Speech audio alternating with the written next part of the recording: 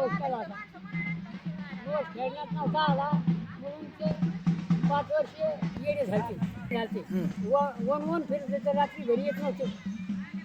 आम्ही आमच्या वडिला संगत रातभर फिरायचो. त्याच्या आई वडील मध्ये याडा झाला, याला कसं का पाहा म्हणजे पण जेव्हा काय समजा काय झालं लेकरं मरते निहिरीत पडून एवढे बाबा गोटा होता घरी तेव्हापासून ते नवस बोललेले तर आमचे वडील जालना रोडला कामाला येत होते. तर ते यायचं मंदिर पाहायला आलते कट्टे भरायला रोजचे.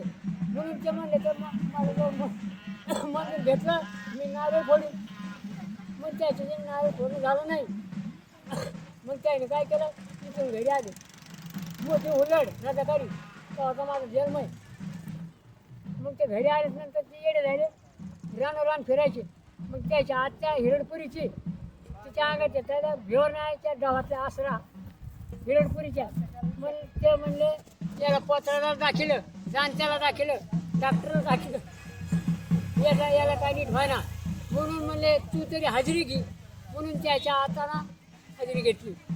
मग त्या बाईने डिटेल सांगितलं काय मांगीर बाबाला शांद्रीचं नोट बोलायला नारळ फोडीन म्हणून तू बोलला होता का तुला मांगीरच आहे. मग तेव्हा ते स्वीतीत आले तेव्हापासून बोकडे सुरू तर त्याची पिढी गेली. त्याच्या जागेत मी गेली. आता ही तिसरी पिढी. पहिले गळ चालत होते. पहिले गळ हा गळ होतं काहीतरी पहिले गळ टोचित होते. ते 12 वर्ष गळ मी खेळलो. माझी आई 15 वर्ष हा. खेळली. माझे आजोबा 20 वर्ष खेळले. त्याला लेकरं नव्हते त्याला लेकरं होत नाही या देवाची म्हणजे तुम्हाला अनुभव आहे व्हायचा हा. म्हणजे नवस केला की तुमच्या मनातील इच्छा पूर्ण होणार. पूर्ण होणार. मग त्याला लेकरं झाले.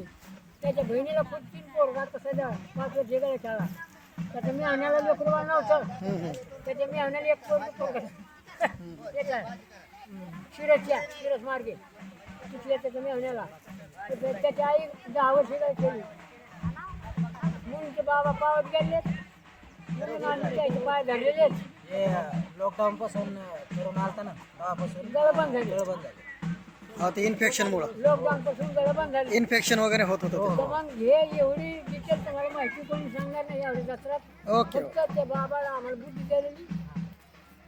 ओके धन्यवाद काका. आणि गावकरी मंडळी हो का? शेतकरी मंडळ तुम्ही बी जेवाले दर्शनाला हे गावातली मंडळी काय नाव आपलं?